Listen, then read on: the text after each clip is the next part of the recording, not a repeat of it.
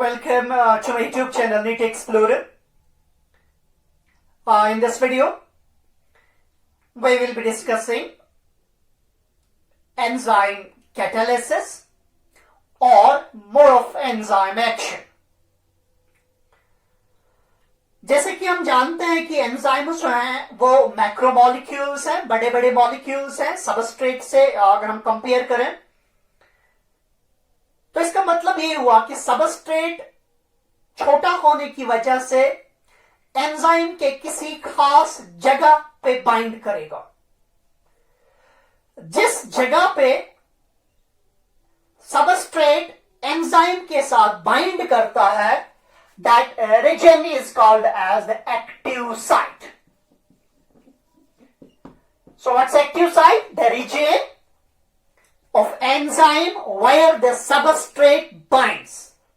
This region is called active site. The active site is neither a point nor a line.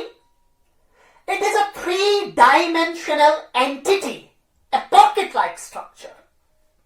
ये एक three dimensional entity है, pocket like structure है, जो बनी है amino acids के खास ग्रुप्स से.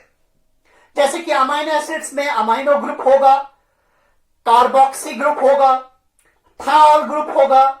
इन ग्रुप्स की वजह से एक्टिव साइट्स जो हैं वो इनके अरेंजमेंट की वजह से स्पेसिफिक बन जाती हैं, जिसकी वजह से एंजाइम सबस्ट्रेट स्पेसिफिक बन जाते हैं. अब ये एंजाइम जब सबस्ट्रेट के साथ बाइंड करता है तो कैसे बाइंड करता है, कैसे ये फिर कैटालिसिस करता है, इसके लिए हमारे पास मॉडल्स हैं. तो तीन मॉडल्स हैं जो एक्सप्लेन करते हैं कि एंजाइम्स कैसे बाइंड करते हैं सबस्ट्रेट के साथ, कैसे कैटालिसिस करते हैं. तो इसमें सबसे पहले हम डिस्कस करने जा रहे हैं model that's called as lock and key hypothesis. Lock and key hypothesis सबसे पहले we can say was put forth by Emil Fischer. Emil Fischer ने ये 1898 में फॉरवर्ड की. According to this model, enzyme and substrate binding takes place at active site. तो इस model के मुताबिक एंजाइम और सबस्ट्रेट बाइंड करते हैं एक दूसरे से एक्टिव साइट पे. So this is enzyme, this is substrate. यहां पे ये वाली साइट जो है दिस इज एक्टिव साइट. इस मॉडल के मुताबिक जो सबस्ट्रेट है ये एंजाइम के साथ बाइंड करेगा एक्टिव साइट पे, तो बनाएगा ये एंजाइम सबस्ट्रेट कॉम्प्लेक्स. जब सबस्ट्रेट बाइंड करेगा ये इस तरीके से बाइंड करेगा. Their binding occurs in a manner similar in which a particular key gets bound to a particular lock. जैसे कि एक खास ताला अपने ही चाबी से खुल जाता है, वही चाबी इसमें फिट आ जाती है. इसी तरह से ये सबस्ट्रेट एंजाइम के एक्टिव साइट में फिट होगा. तो it means the binding the union of enzyme and substrate depends upon reciprocal fit. So their binding, their union depends upon reciprocal fit. So it means जैसा structure active site का होगा वैसा ही structure इस substrate का होना चाहिए, तभी ये इसके साथ बाइंड करेगा.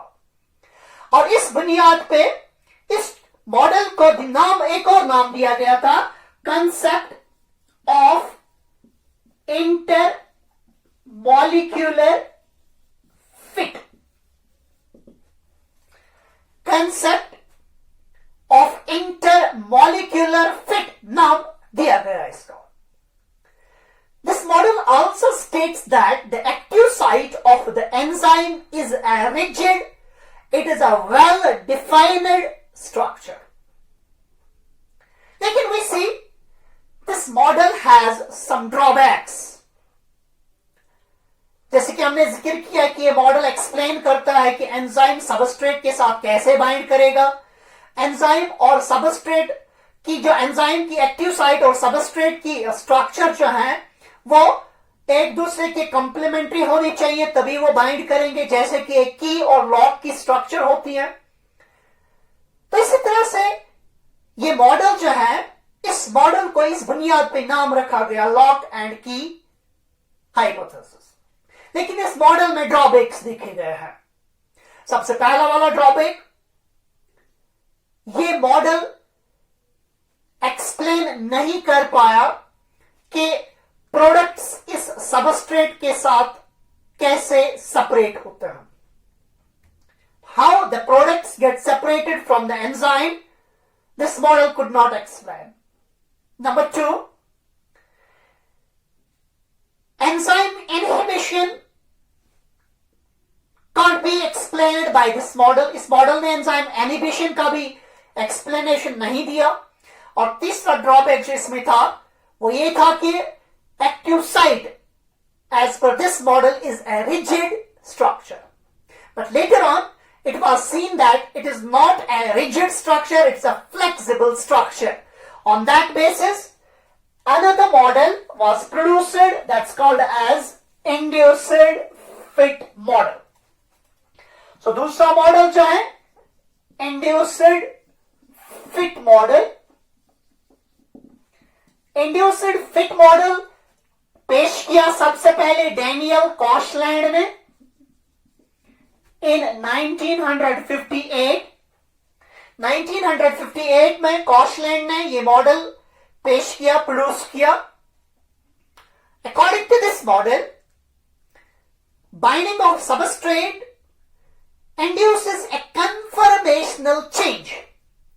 तो यहां पे जो बाइंडिंग है, बाइंडिंग ऑफ सबस्ट्रेट, सबस्ट्रेट के बाइंड होने से एंजाइम में कन्फर्मेशनल चेंज आ जाता है। So binding of substrate with the enzyme induces conformational change in the enzyme.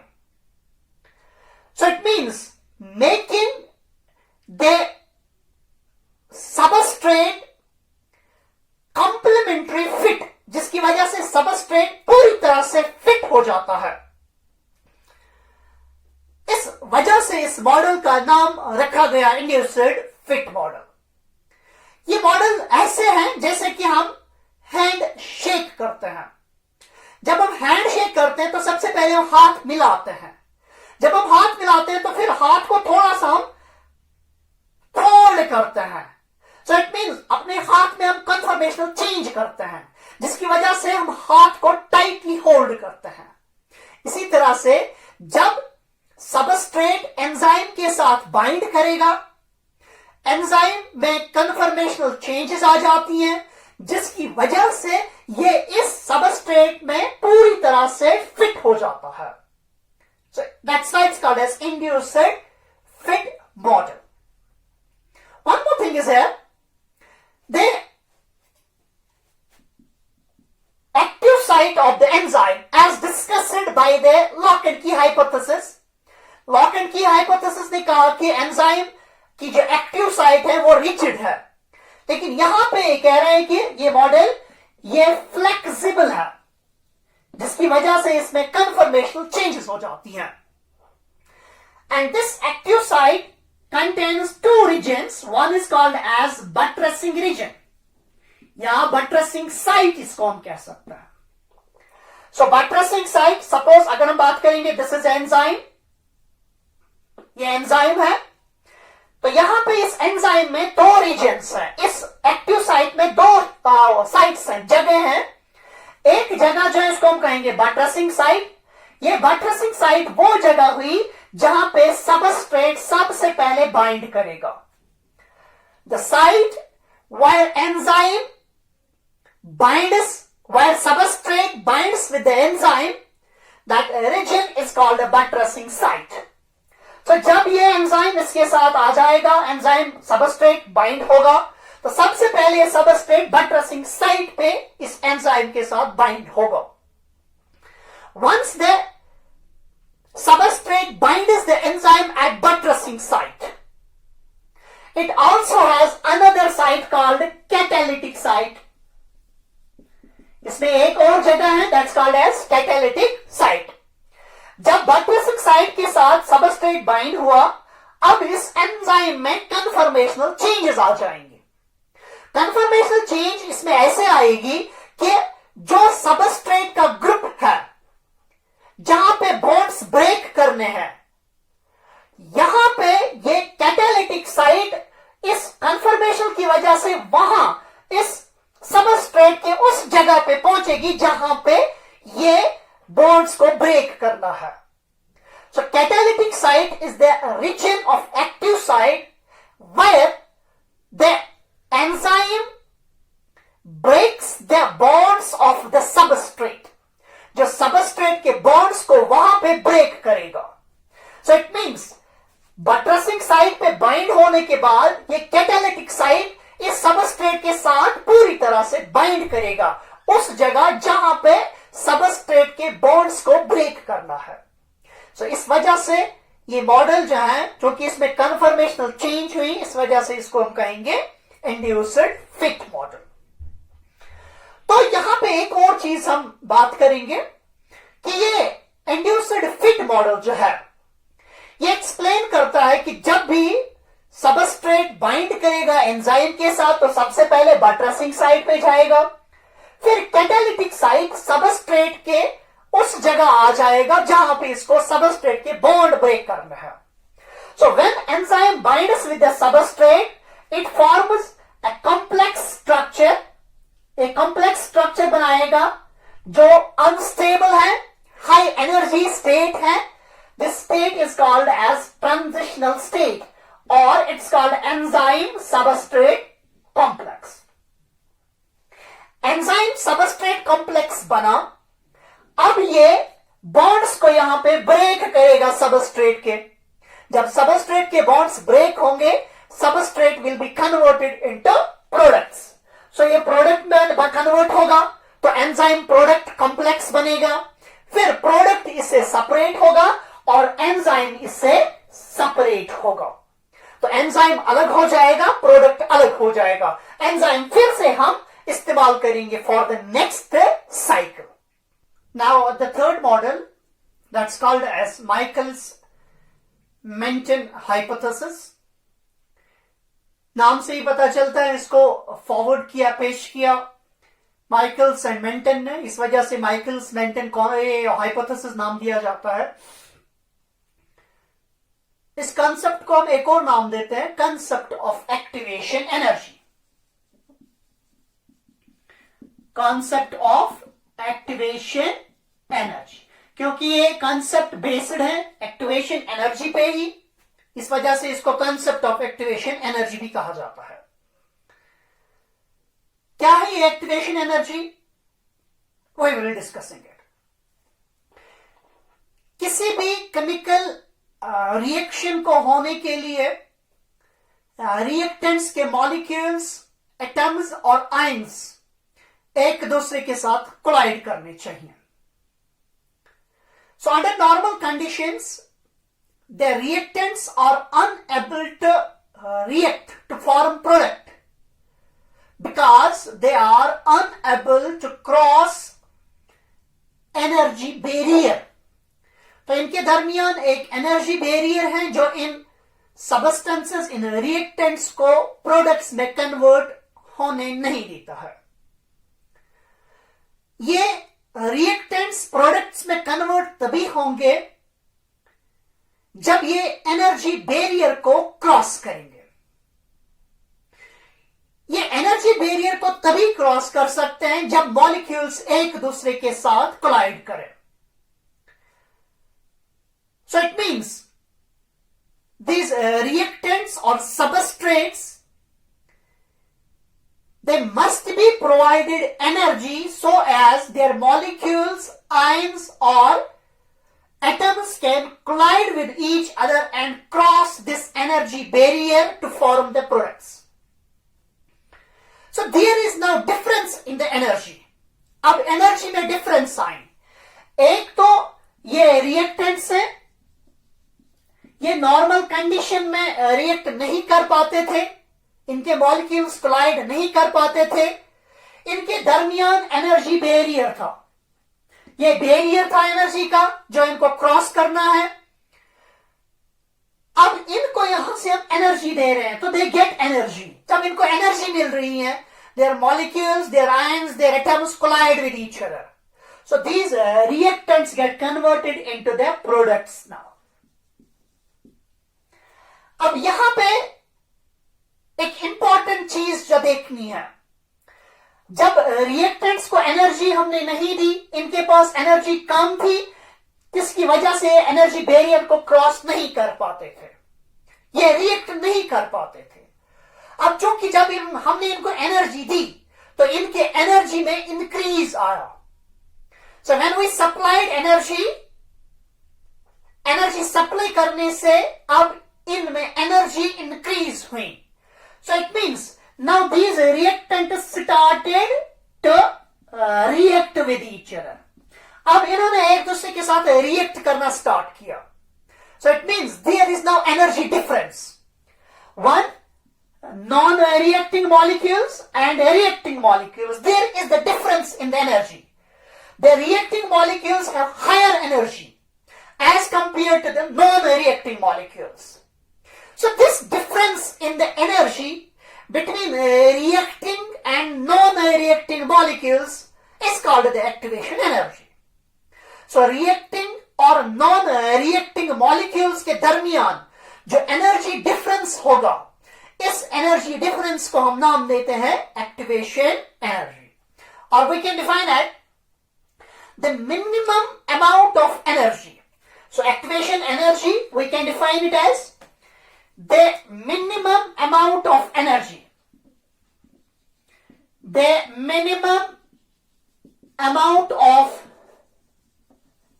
Energy, ये हमें सबसे कम मिनिमम अमाउंट एनर्जी हमें चाहिए ताकि हम एक सबस्टेंस के 1 मोल मॉलिक्यूल्स को कन्वर्ट कर सकते हैं प्रोडक्ट्स में, या उनको हम रिएक्टिव स्टेट में ले आए. So it means it's the minimum amount of energy required. It's the minimum amount of energy required to bring. ये मिनिमम अमाउंट है एनर्जी की जो हमें चाहिए मॉलिक्यूल्स को लाना, एक मोल ऑफ सबस्टेंस. इन मॉलिक्यूल्स को हम रिएक्टिव स्टेट में लाएं. So to bring 1 mole of a substance in the reactive form, इनको हम रिएक्टिव फॉर्म में लाने के लिए मिनिमम एनर्जी हमें कितनी देनी पड़ेगी? That is called as activation energy. So we can say the energy difference between reacting and non-reacting molecule, that's called activation energy. Or the minimum amount of energy that is required to bring 1 mole of a substance, to bring it in the reactive form. ये non-reactive है, react नहीं कर पा रहा है, अब इसको हम reactive form में लाएंगे तो कितनी एनर्जी हमें लगेगी इसमें? That's called as the activation energy. और simply we can say reactants को कन्वर्ट करना प्रोडक्ट्स में कितनी एनर्जी हमें चाहिए, that energy is called as activation energy. So it means these enzymes they lower the activation energy. ये enzymes activation energy को lower करते हैं, कम करते हैं. For example we take a reaction carbon dioxide and water when combined with each other. Carbon dioxide और water जब एक दूसरे के साथ कंबाइन करता है तो ये कार्बोनिक एसिड बनाता है. It's reaction without an enzyme. ये रिएक्शन एंजाइम के बगैर ही जा रही है. अगर इसमें हम देखें, ये रिएक्शन 200 मॉलिक्यूल्स को कन्वर्ट करेगा कार्बोनिक एसिड में in 1 hour. This reaction is uncatalyzed. यहां पे कोई भी कैटेलिस्ट इन्वॉल्व नहीं हुआ है, कोई भी एंजाइम यहां पे इन्वॉल्व नहीं हुआ है, अनकैटेलाइज्ड रिएक्शन है. This reaction occurs in 1 hour. It converts 200 molecules of carbonic acid are produced by this reaction. But if we add an enzyme carbonic anhydrase, अगर हम एंजाइम इसमें डाल देंगे कार्बोनिक एनहाइड्रेस, यही रिएक्शन 1 मिनट में 36 into 10⁻⁶ molecules carbonic acid produce करेगी. सो अब enzyme डालने से इस रिएक्शन में क्या हुआ? The rate of reaction increased many folds. Rate of reaction यहां पे बहुत इंक्रीज हुआ. ये अनकैटालाइज्ड है, यहां पे हमने एंजाइम नहीं दिया. 1 घंटे में 200 मॉलिक्यूल्स कार्बोनिक एसिड बनाया जाता है. लेकिन जब एंजाइम डाल देते हैं तो 1 मिनट में हम देखते हैं 36 into 10⁻⁶ molecules of carbonic acid are produced. So अब इसका मतलब ये हुआ, इस कार्बोनिक एनहाइड्रेस ने किया क्या? इस कार्बोनिक एनहाइड्रेस ने एक्टिवेशन एनर्जी को कम किया. फॉर एग्जाम्पल अगर हम देखें, दिस इज द एनर्जी, ये एनर्जी है, ये है कैटालिसिस. इस साइड हम कैटालिसिस डिनोट करेंगे. सो वी कैन से अगर हम ग्राफ बनाएंगे तो हमें ये ग्राफ बनाना है. तो ग्राफ में हम दिखाएंगे यहां से रिएक्टेंट्स है, यहां से प्रोडक्ट्स है. This graph stands for this reaction.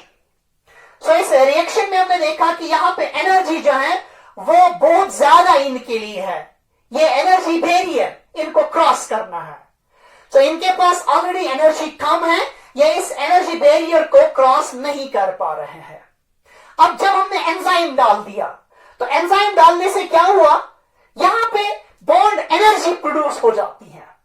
So bond energy produce होने की वजह से इन मॉलिक्यूल्स को एनर्जी मिलती है. तो नतीजा ये निकलता है कि अब इनको एक्टिवेशन एनर्जी जो है वो एक्टिवेशन एनर्जी कम जरूरत पड़ेगी. तो इसका मतलब ये हुआ इनको कम ही एनर्जी अब जरूरत पड़ेगी ताकि ये प्रोडक्ट्स में कन्वर्ट हो जाए.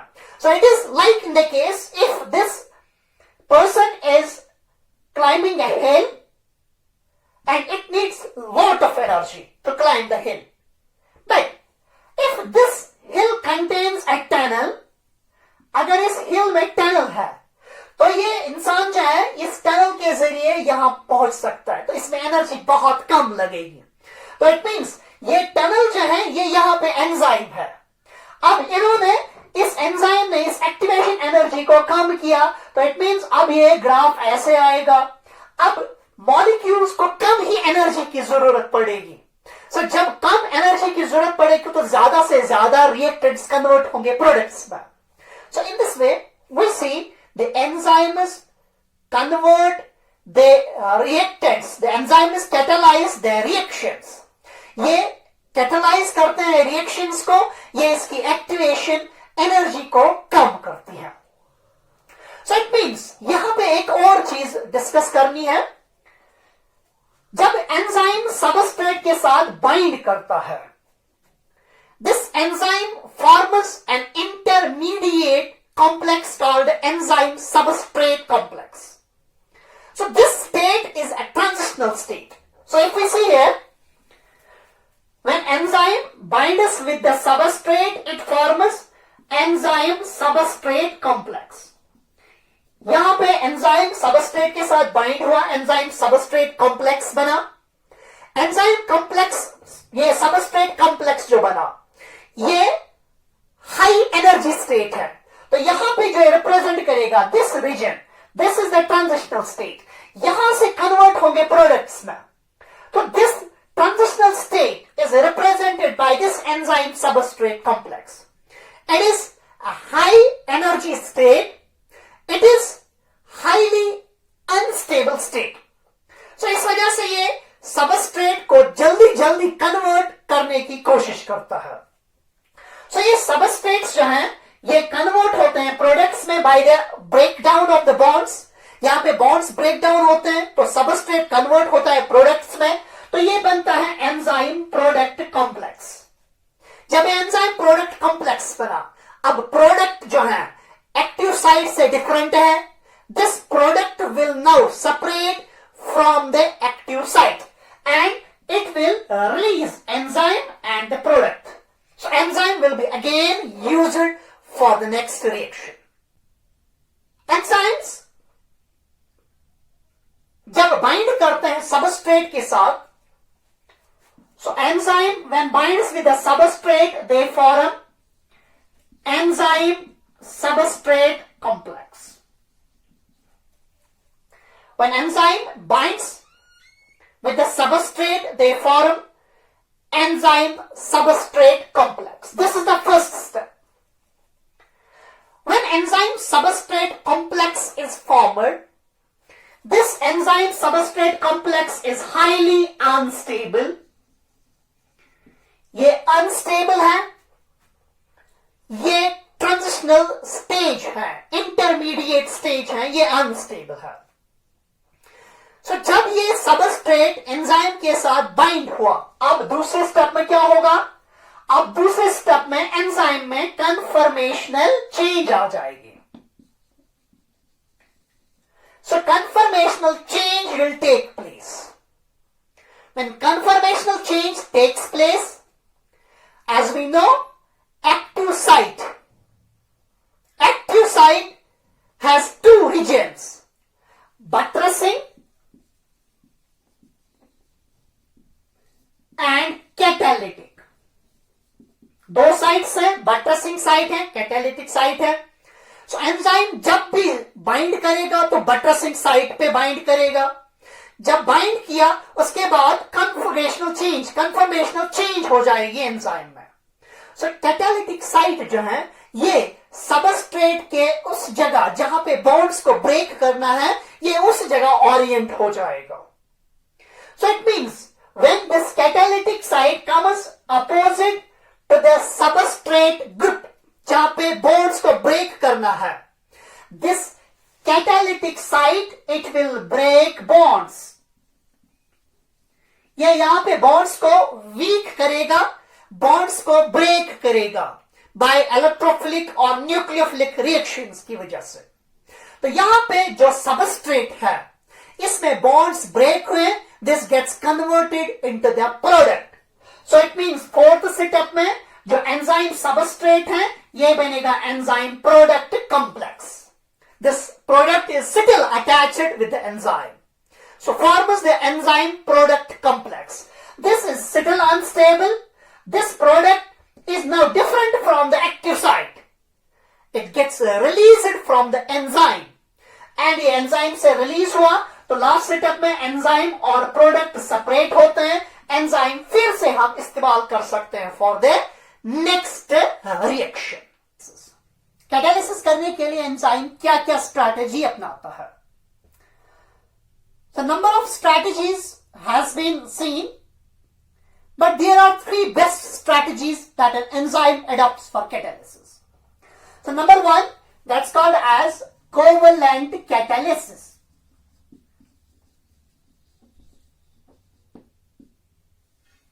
So covalent catalysis involves formation of reversible covalent bond between the enzyme and the substrate. Enzyme और सबस्ट्रेट के दरमियान रिवर्सिबल कोवलेंट बॉन्ड बन सकता है, तो ऐसे कैटालिसिस को हम कोवलेंट कैटालिसिस कह सकते हैं। सो जो एंजाइम है, इस एंजाइम में इलेक्ट्रोफिलिक और न्यूक्लियोफिलिक सेंटर्स हो सकते हैं। न्यूक्लियोफिलिक सेंटर्स जो है वो अमाइनो ग्रुप की वजह से हो सकते हैं, कार्बोक्सिल ग्रुप की वजह से, हाइड्रोक्सिल ग्रुप की वजह से, थायोल ग्रुप की वजह से। सो उनकी वजह से न्यूक्लियोफिलिक सेंटर्स डेवलप होते हैं और वो कोवलेंट कैटालिसिस करते हैं। कभी कभी कुछ एंजाइम्स के को एंजाइम हिस्से जो हैं वो इलेक्ट्रोफिलिक सेंटर्स एक्ट करते हैं और इस तरह से वो कोवलेंट कैटालिसिस करते हैं bye formation of reversible covalent bond. The second strategy that an enzyme adopts is called acid-base catalysis. दूसरी स्ट्रैटेजी जो है, दूसरा तरीका जो है वो है acid base catalysis. So acid-base catalysis involves transfer of proton. So यहां पे प्रोटॉन ट्रांसफर होगा. So in this case hydronium ion or hydroxide ion, they may act as acid or base. यहां पे ये एक्ट कर सकते हैं एसिड और base. So they may act as proton acceptor, proton donor. So इस तरीके को हम एसिड बेस कैटालिसिस कहते हैं.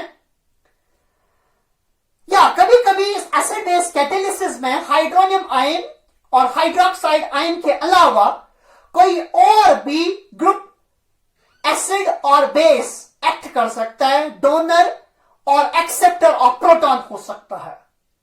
So it means acid base catalysis में प्रोटॉन डोनर और प्रोटॉन एक्सेप्ट करने की वजह से कैटालिसिस होती है. तो such a catalysis is called as acid base catalysis. And number 3 is that's called as metal ion catalysis. तीसरा है metal ion catalysis. As we know, some enzymes contain cofactors in the form of metals. Such enzymes are called metalloenzymes. यहां पे metalloenzymes में अगर देखा जाए तो यहां पे ये एक्ट करते हैं, metalloenzyme एक्ट करते हैं एज इलेक्ट्रोफिलिक कैटालिस्ट्स. अगर कैटालिसिस के दौरान इलेक्ट्रॉन डेंसिटी किसी जगह इंक्रीज हो जाती है, ये मेटालोएंजाइम्स इनको स्टेबलाइज करते हैं.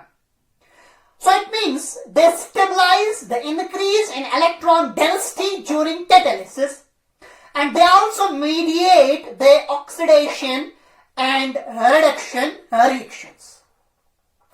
So that's all for this video. I hope you are enjoying my videos. For any suggestions, please comment in the comment box. Thank you.